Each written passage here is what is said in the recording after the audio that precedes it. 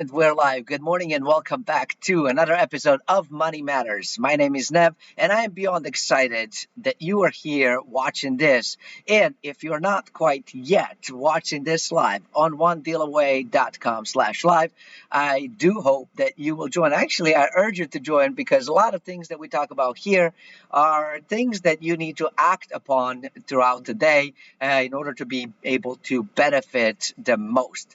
So make sure that if you're not watching this live on onedealaway.com today, make sure you join me tomorrow. We go live 7 a.m. every morning Eastern Standard Time.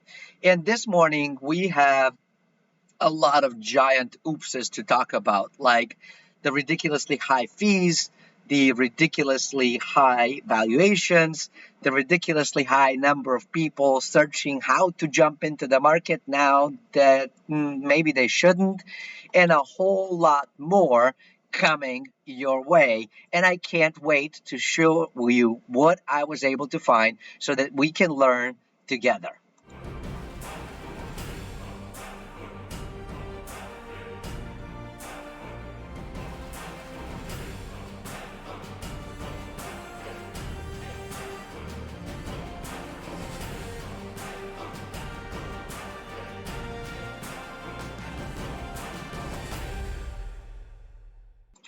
All right, and good morning. For some reason, I am having a hard time getting the stuff that I actually wanted to get for you, and I should have, as they say, tested this. And I am pretty good about testing stuff, but, um, this is I think this is the one that we're going to go with today. So my apologies for this as we're doing it live. But when you do things live, everything and anything can happen. But I think we are right now in the right window, and so my apologies for that. So let's get started. Let's talk about, we're going to look at the big picture of economy. We're going to look at some of the giant oopses. We're going to consider gold prices, Bitcoin, crypto, and overall market. And so that's sort of what we're doing today. And I can't wait to go and look at this stuff. So let's start with this Twitter post because I think it opens the door for a conversation for us to have this morning. And they're basically saying that the recent history suggests equity markets recapture previous highs after the unemployment rate starts to ambiguously fall. It's a testament that in this recession, both the unemployment rate and equity market are flirting with record highs simultaneously. And it's very interesting. If you take a look at the chart, you will notice that typically, right, the blue line is the S&P 500, so sort of like the market, right? The yellow line is the unemployment, and you will see that they are complete opposite, and they have been, but now they're like together, and it's really bizarre and it doesn't make sense. And with that, we're actually going to go in because there's a lot of things that don't make sense and a lot of oopses. So let's get started. Yesterday, FOMC had met, and here it is basically what they're saying. They're expecting unemployment rates to remain above 9% until the end of 2020 and the economy to be shrinking by more than 6% at that time. Now, they are projecting the U.S. economy to shrink by 6.5% and then recover at a growth of 5% in 2021 and then 3.5 by 2022. And I'm thinking to myself, how is this possible? Because you're going from a negative 6.5 to a positive 5%. That's like 11% move. I don't know how they're going to pull that off. I don't know how that's possible. But again, anything is possible. So they did, there was not much. Basically, they were saying there's no change, there's no change. And I think that this particular Twitter post explains it the best. Hopefully, you can hear this.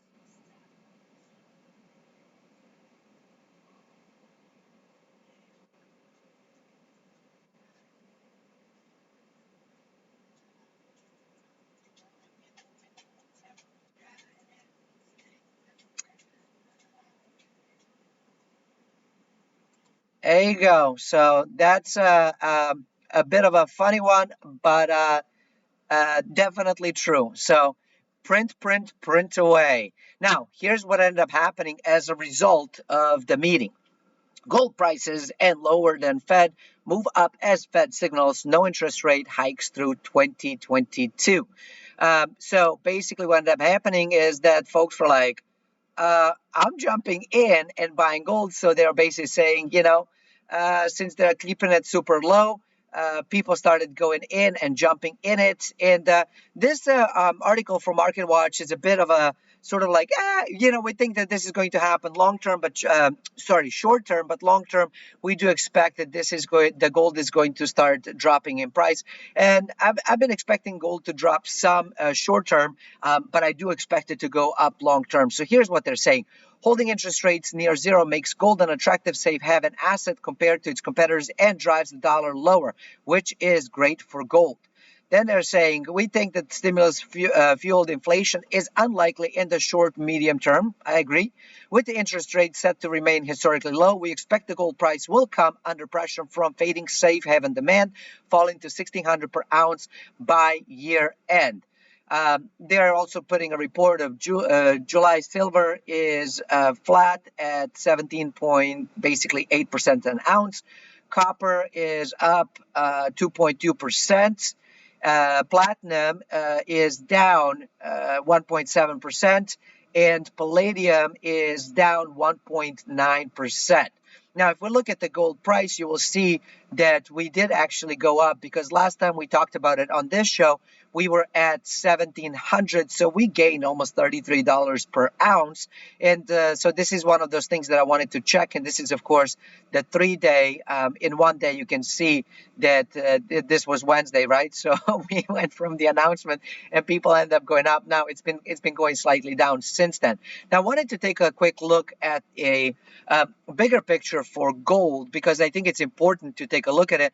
And you will, of course, see that there's recessions here. This is a log scale. So if we move it from log scale to linear, you will see a bit higher volatility. And I call it this way because it is moving and all of these are moving. But I wanted to do something else because they're also doing inflation adjusted. If we don't adjust for inflation, look what happens. And the reason I wanted to do this is that a lot of times when we look at a lot of different charts, equities, for example, come to mind. They don't necessarily adjust for inflation. They don't do the log scale.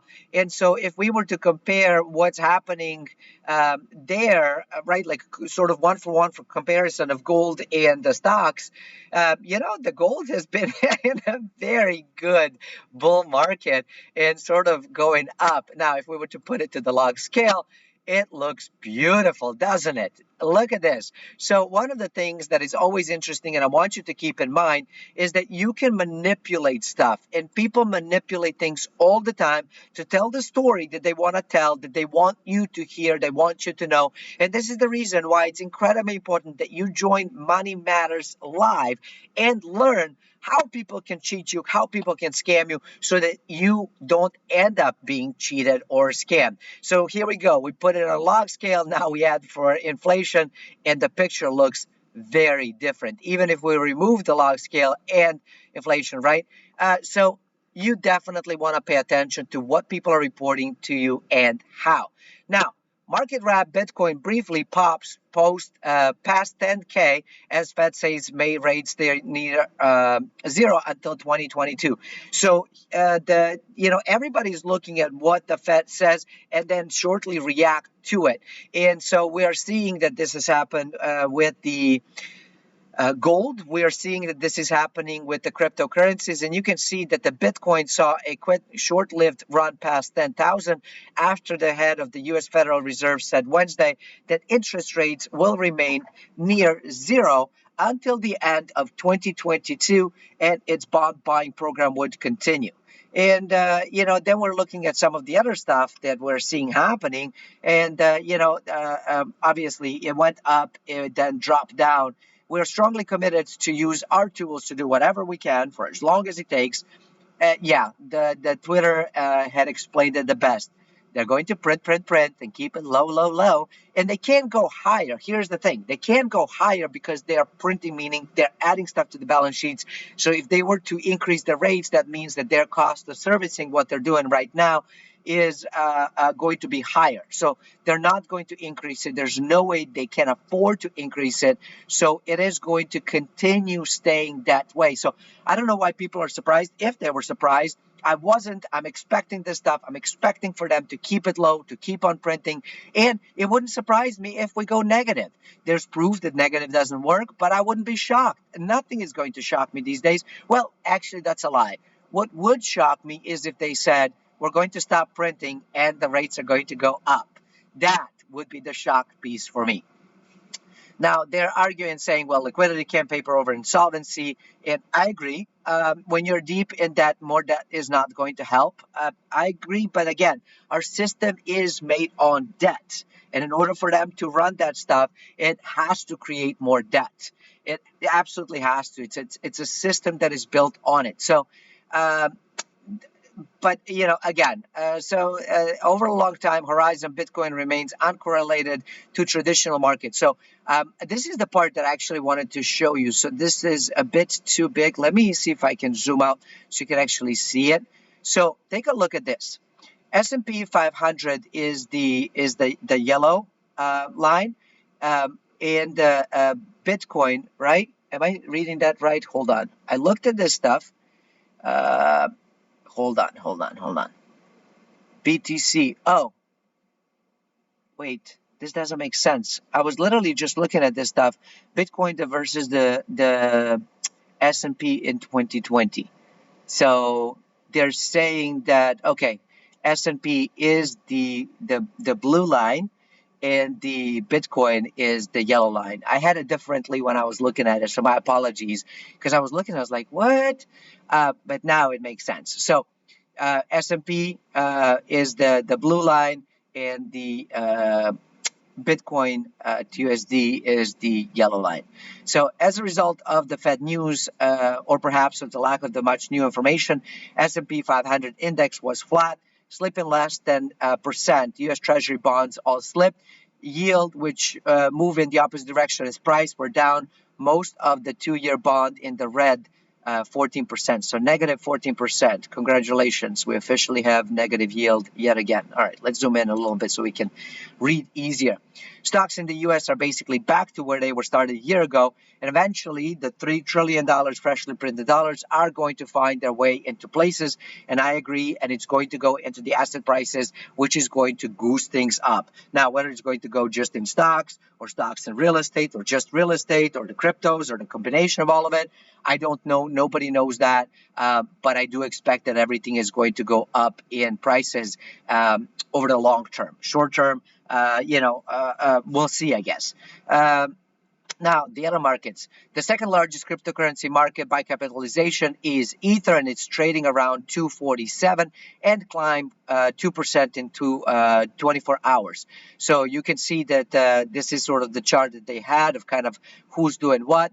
And they're basically saying that the Ether price performance is trouncing Bitcoin, led by the surge in interest of decentralized finance applications like stablecoins. So, yeah, I think that Ether is actually going to do phenomenally well in the short and long term. In commodities, oil is in the green, up 1.5%, as barrel crude was priced at 38 at press time. The rest of the global equities market was flat on the day. We're going sideways, and they're saying it's not a good time to invest in anything right now, stock-wise. FTSE 100 index top companies of Europe fell 2%. Nikkei 225 in large market capitalization companies ended the day flat. So overall, nothing too exciting. Let's take a look at the cryptos so you can see mostly up. So there we go. Now, this is the one, I said we're going to talk about oopses. And so hopefully the next couple of the things are going to make you wonder, potentially make you laugh, and maybe you will cry if you're a person that this happened to. So apparently somebody was transferring $134 worth of Ether, Ether from one wallet to another wallet, and ended up paying $2.6 million in fees. Oops. Yikes. So what they're saying is, oh, this is stupid tiny. Let's make it bigger. so we can actually see it. So what they're saying is that somebody made a mistake moving, crypto from one wallet to another, and so they paid over 10,000 ETH to move 0.55 ETH.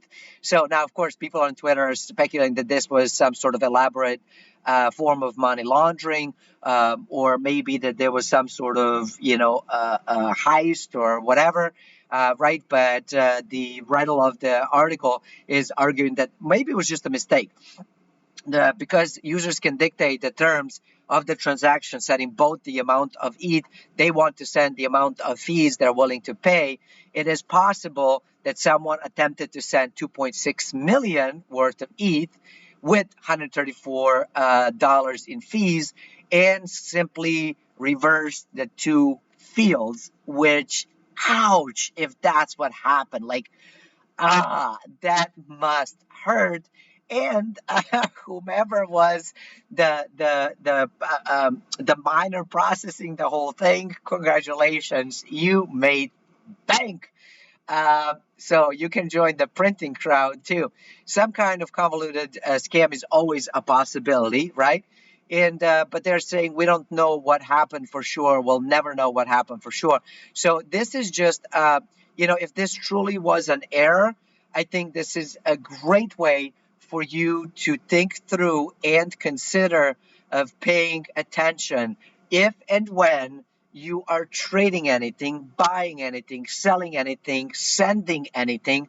Double check the addresses, double check what you're actually transferring and the fees, double check what you're investing in and buying. And if you think that this is happening only in crypto, I have another oops, giant oops for you. Here we go, back to Twitter for more laughs. So, Robinhood investors who heard about something called FANG stocks, and instead of buying the four tech mega caps, ended up buying worthless Chinese real estate company FANGDD, sending its stock price from 10 to $130 in 4 hours, pushing a market cap just shy of 4 billion. Now, I saw this and I'm like, huh, interesting. I wonder if this is a joke. Then I saw a reply saying, I thought this was a joke. And they linked the article. So I couldn't help myself, decided, yeah, I got to go check out the article. And guess what? Yep, absolutely true. Fanged or Fang, China real estate firm adds 395% in mystery move. Maybe it was another case of mistaken identity or just Pavlovian enthusiasm on the day when the FANG stocks were powering up. Whatever the reason, a company called FANG just jumped fivefold without any news to explain it. China-based real estate firm that trades in the U.S. under the ticker DUO nearly quintupled on Tuesday, jumping 400% to close at 47 per American Depository after starting at $10. So the stock touched as high as $129 in advance of more than 1,200%. This is silly. This is ridiculous, but this is what ends up happening. Hold on.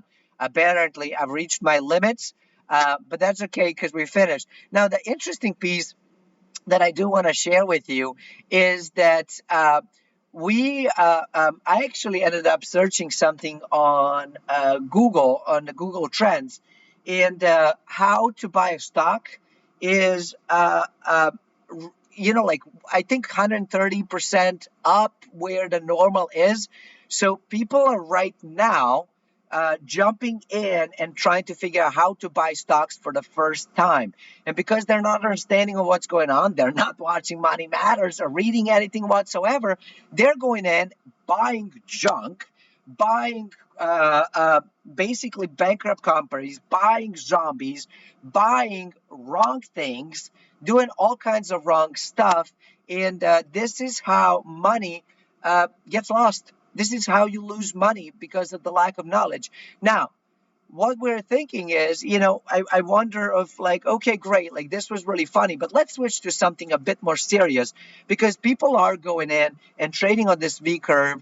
And so I found this article, and it's actually a video that we're going to end up watching together because I think it's important to start thinking of like, what happens when we start seeing second wave of job losses? And if you don't think it's possible, it absolutely is, because you have all these companies that are going through bankruptcy, that are going to close the doors, let people go. So what does that look like? And that is exactly what this particular video is. So let's watch together briefly.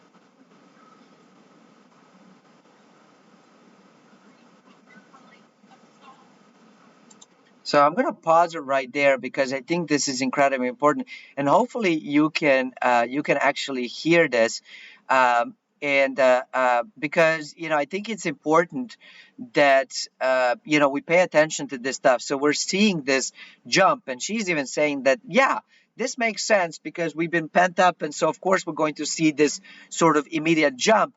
But then what happens once we actually go past the summer and start entering the fall? So pay attention to this stuff. Again, hopefully you can hear the audio.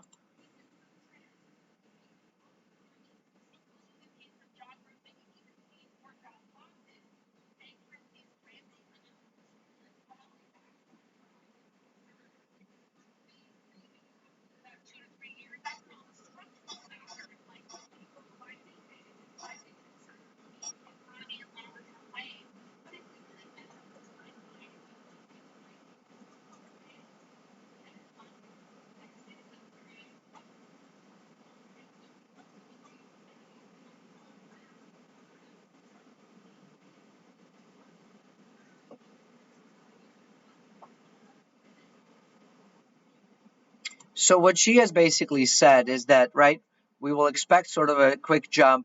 Then she's thinking, which I'm thinking the same thing, that we might experience sort of about a year, maybe year and a half of like, stagflation, which is what many people have been calling as well. And she's basing it off of the jobs and employment and the businesses. But there's a bit more. I think we need to listen.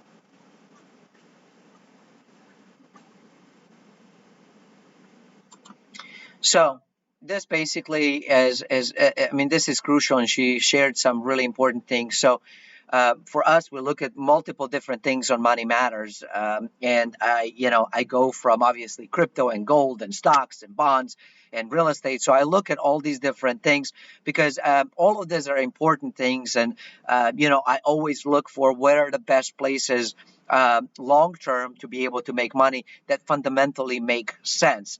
And I agree with her. I think people are starting to look for where they can get the best yield, which is creating even more risk. And we're going to be jumping into the next article right now, which really focuses and talks about very heavily about what can we expect? What is the future? And it talks very closely. I mean, it's an excellent article. I do suggest you read the whole thing. We're going to actually read it together and look at the charts, and that's really what we're going to be focusing on, because all of these oopses, where we are today when it comes to economies, because the Fed made an oops back in 2008, which actually made an oops back in 2000, which then actually made an oops back in, Nixon made an oops back in 70s. I mean, we are built on oopses, and people are going in, jumping in on oopses, on FOMO, on lack of understanding of what's going on. And so let's make sure we take a look at this and see what we can do. So Sven Henrik, which actually we've covered some of his stuff before, is calling for crash number 2, or as my head, it keeps going, crash 2.0. Now, excuse me. President Trump is mocking Warren Buffett for having sold his airline stock. Druckenmiller crying on TV about having been humbled by the market, while every Robinhood retail train piling into ever more into calls, laughing all the way to the bank. Retail is giddy, jumping into any ticker symbol that's moving valuations, be damned, yet even chasing bankrupt companies. Why not? And that's that whole thing of watching what's happening with Hertz. People are jumping into it, even though it doesn't make sense. But hey, what do I know?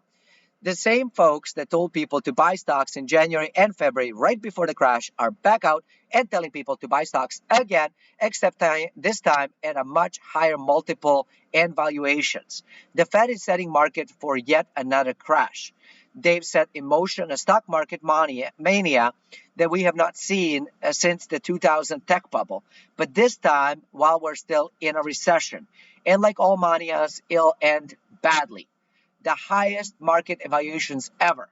We're seeing like everything, right? And he's basically saying that. So he provides a lot of charts. So here we go. The highest market valuations ever. We looked at this stuff before, which is the Buffett indicator which takes the Wilshire 5000 to GDP, and you can see. I mean, you can see the years right down here. You can see the percentage, and you can see that this puppy is going up, right? So this is a high risk, in my opinion. We're seeing the highest amount of speculative call buying ever, right? So we're seeing speculation. It's going up, right? Small trader call buys to open millions of contracts. Look at this thing. Like, it's just going through the roof. The lowest put calls, which is basically people betting that it's going to go down, put calls ratio ever. So it's, bulls versus bears. And you can see that, yeah, it goes up and down and stuff, but you've seen it's sort of been sitting around. If we were, I'm approaching the screen as if I can make it bigger, but you can see that there's almost a clear line of where this is, and you can see that we're way below that. That is hugely scary and petrifying to me. And of course, we're hitting the new highs, the highest number unemployment ever. And Friday's job report was as accurate as Fed's inflation model, which is not accurate at all. Totally misrepresentative of the real economy, as 4.9 million unemployed people were counted as employed. Yikes. 13.3 reported in reality north of 16% and perhaps much higher. That is a giant oops. But people are trading on those oopses even though they're not accurate. And they're even saying, well, we know it's not accurate, but we're not going to change it. What? Like, it's sort of like, yeah, I know he was wrong, but I'm not doing anything different. Anyways, we're witnessing the largest deficit and monetary intervention ever, and you can see it right here. So the money stock is going up. That's the blue line, and look, it's been going up, but now it's gone straight up now.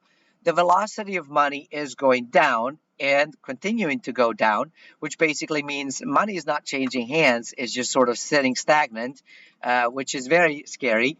Then we're seeing that the total assets is straight up, and securities held outright straight up, right? Largest disconnect from corporate profits ever, okay? So now you can actually take recession are the great thingies. The yellowish line is the corporate profits after tax, as you can see straight down. S&P 500 Yep, up, sort of down a little bit, but basically up. So it's not watching, it's not following it. That just doesn't make sense. And it's far further disconnected from its 50-day moving average than pretty much ever. The combination of all of these factors has contributed to the largest dislocation we've ever seen. Um, and so now again, it's showing over here sort of the moving averages and sort of what's going on and where we are. And as you can see, it's I mean it's breaking everything is ever, right? Ever higher. Except now we have trillion-dollar market cap companies that trade at massive forward multiples, and they're experiencing unseen multiple expansion during a time when there is little revenue of earning growth. And that is the definition of the mania. Now, I want to pause over here because what scares me is obviously what is happening right now. But, money printing doesn't goose up the prices. Money printing just goes out to the companies, to the people, and it's actually people behavior that gooses up the prices that changes, right? And the scary part in this whole thing, for me, is that we are seeing basically that, right now people are going in and jumping in and buying stuff because they don't understand things. They are not necessarily thinking clearly. And it's not even their fault because we're not taught how to invest, how to read the markets, how to understand what do all of these things mean. And so all people are doing is watching the TV, jumping at it because, you see that your neighbor is jumping in a particular stock and it's gone up 10% and you don't want to miss out. So you jump in. But guess what? You're jumping in. It's too late. It's too late and it doesn't make sense. And then people hold on and then it sort of goes down. And this is where people end up spending, losing a ton of money. And when I talk to people, whether I am privately having conversations now virtually or way back when we could actually socialize and be close to one another, I would have conversations in, seminars, presentations, classrooms, one-on-one conversations. And I say to people, like, yeah, you need to invest in your education. People say, oh, no, no, no, no. I went to college. I have a degree. I don't need any more education. I can't afford any more education. And I'm going, you can't afford not to have any education whatsoever because we are not taught how to do these things. And it's these people that are going in, jumping in, and wasting a lot of time and money they don't have. Instead, what I suggest to people is why not take a course to learn a little bit about investing, about trading, to become educated so that when you put money somewhere, you actually know what you're doing and you're doing it in a way where you can actually benefit from it. And so, if you are of the like mind that I am, that makes sense to learn first and then put money in, I invite you to come in and check out onedealaway.com. We are starting the academy. I'm doing free courses, I'm doing paid courses of investing, and we're going to be adding stuff all the time. And you can come and check it out. You can join Crypto 101 course. It's absolutely free right now, and learn how to be able to trade some of these things, how to be able to invest in some of these things so that you're not paying $2 million to transfer money from one account to another, so that you're not buying in overvalued companies and putting money in somewhere where it has high potential to lose stuff, so that you know how to actually protect yourself and be able to benefit so that you don't do stupid stuff and don't allow your emotions. And so if you are of the like mind, I do invite you to come join the One Deal Academy. But I can't stress enough. And if you don't want to come to Academy, that's fine, right? Find somebody else, but learn, learn, learn, learn, study, study, study. Join live for these things. Watch these things on YouTube because it pains me a great deal that these people are jumping in. We've already seen it, that the retail investors, and I loosely use that term when I call it, it's people that don't know what they're doing, that are swiping and clicking buttons and going in on the hope and pray mentality that doesn't work. Hope and pray are not strategies, they're not investment strategies, and you cannot win. You might be able to win short term, you might get lucky. Everybody gets lucky. As they say, even a broken clock is right twice a day, but it doesn't work long term. And so, I highly encourage you to study and to learn. All right, let's continue. So now they're basically saying, okay, so what is one saying? Now, here's the other piece that is creating problems. Reopening everywhere. The virus hasn't gone away, it's migrating, and cases are rising in many states. For example, Arizona. And we noticed that Arizona had actually reported post Memorial Day weekend where everybody was going out. Lake Havasu, been there, done that. Uh, I don't recommend that in summer. If you're going to go to Lake Havasu, spring, fall, winter, cool. Do not go in the summer. Do not go in the summer. Do not go in the summer. Take it from a guy who did it once, never again. Uh, but people were going out. People were socializing, barbecues, sports, hanging out, boats, and the new cases started to rise. And Arizona is not the only place. We've noticed that the places in countries where uh, Islam is a predominant religious belief, that post Ramadan, they were starting to report again higher cases. So there's definitely evidence that as things reopen, we are seeing a potential rise in cases. And so that is something that should be considered, but it is not priced in the market, right? So we are having these risks, but they're not priced. They're not priced into the stuff. So the virus is not gone. And I seriously doubt there's uh, any political will to shut down the economy again. In the next few weeks, earnings report, which basically saying reality checks. So as it stands, market and individual stocks are stretched to the hilt. So what he's saying is people have been jumping in. They're not pricing in what is happening. They're not pricing the reality. They're not pricing in the earnings. Sorry, my hair keeps falling on my face and it keeps itching. Uh, but they're not pricing in stuff. They're not paying attention to things. And now we're going to start getting earning reports that are not going to meet what the future, hope was.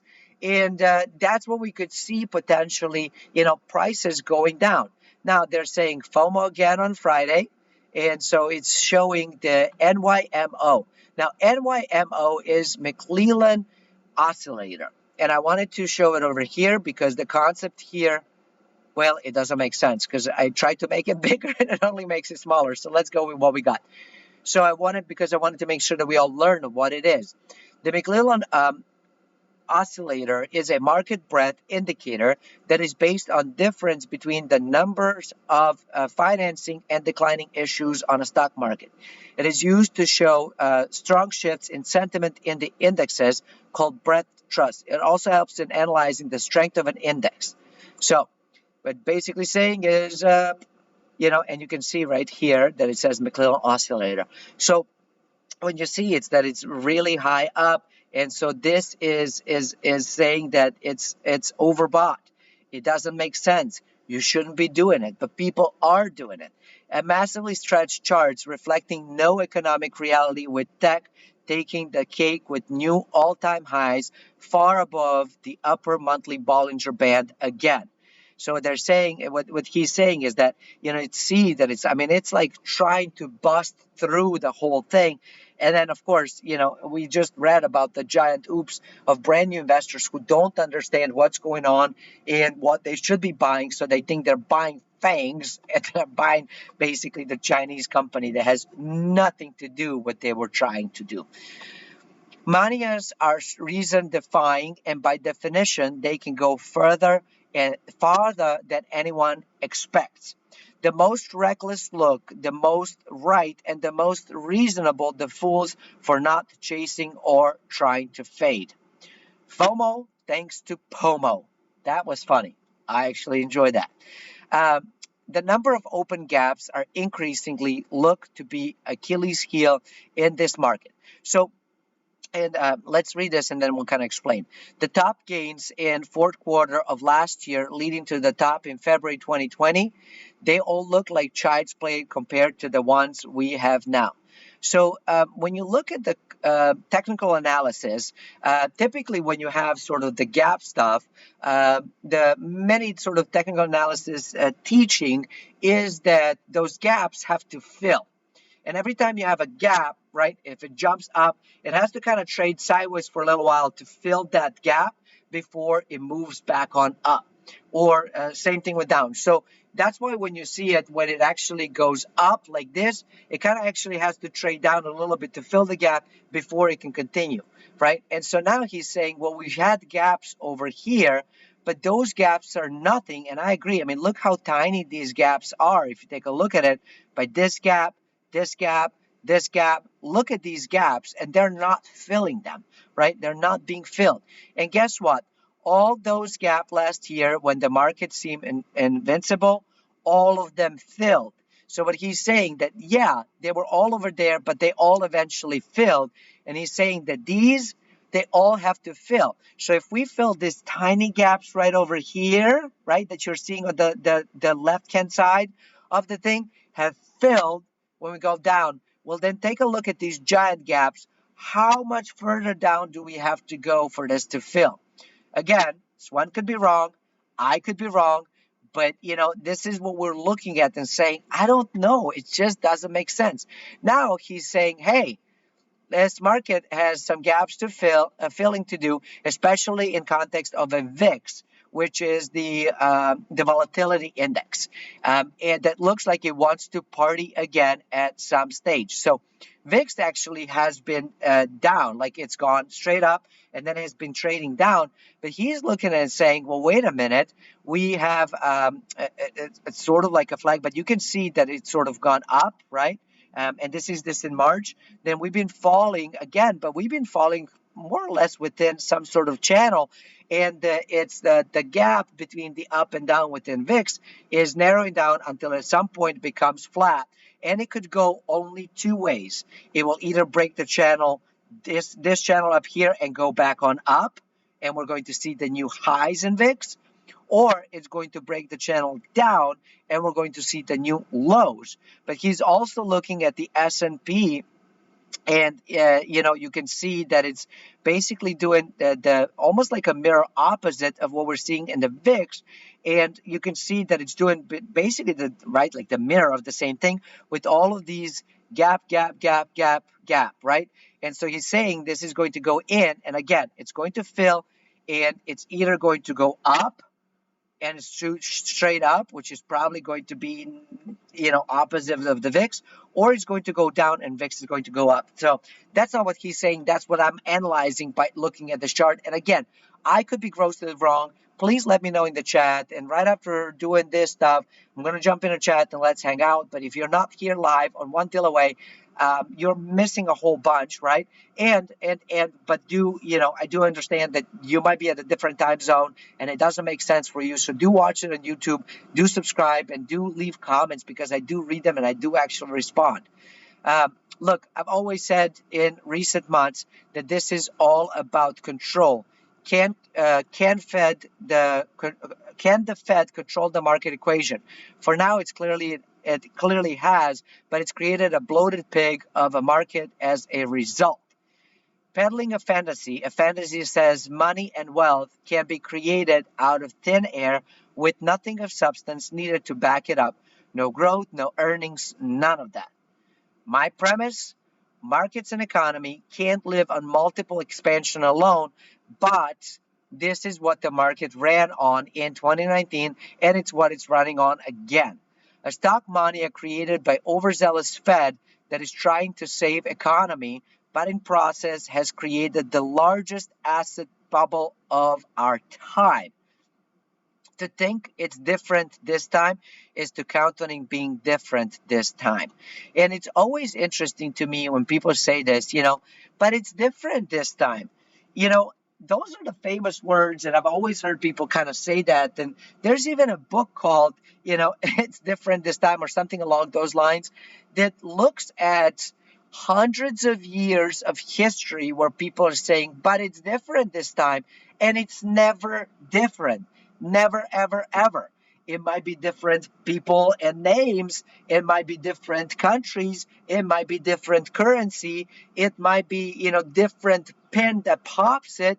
It might be, a different amount of debt to GDP and that kind of stuff. But it always ends the same, and it ends on down. And so this is one of those things that is very interesting, that it talks about. And so it's this is one of those things that he's saying, like, I don't see how this cannot add badly. And I agree with him. I don't know how this cannot add badly. There's no other way but for this to add badly. And my heart goes out to people that, even though we laughed a little bit and kind of joked around with the giant oopses, my heart really does go out to people because everybody's trying to do their best. And it's easy to laugh at the oopses, and I laugh at myself all the time. I mess up all the time, and I think it's sort of like interesting to point out the how grossly the country, the education, the system as a whole has prepared us as individuals to be able to benefit. And, they use these big words and confusing stuff to make you feel like you're an idiot and don't know what you're doing, and that you have to follow some sort of somebody on TV that says, hey, just buy this because everybody else bought it. Look, I used to play that game, and that game never, ever ends well. And so I do invite you that, I don't it's painful for me to watch people suffer financially. People suffer, period, right? But I'm not an expert in many things, and but I want to help, and so I want to help in ways where I feel much more competent and confident to be able to help people, and that is when it comes to financial solvency, individual solvency and sovereignty. And so I do invite you to come in and do watch Money Matters live. If you can watch live, please join me live because you can interact, we can chat. And we're going to do this as soon as this commentary is over. I'm going to jump in the chat. Uh, but if you can't, then watch on YouTube, follow on YouTube, subscribe, and do make sure you come in and check out, some of the courses that we have. Like I said, Crypto 101 is free for now. It's not going to be free forever. So you definitely want to come in and take advantage of that. You want to come in, take advantage of the Academy where you can learn all kinds of things, not just crypto, but real estate. We're going to be doing some courses on the analysis, both fundamental and technical, because I want you to learn so that you can benefit and protect yourself in these markets and in these highly uncertain times. All right. Well, YouTube, thanks for watching. Until next time, stay forever money blessed. And do remember, you are only one deal away.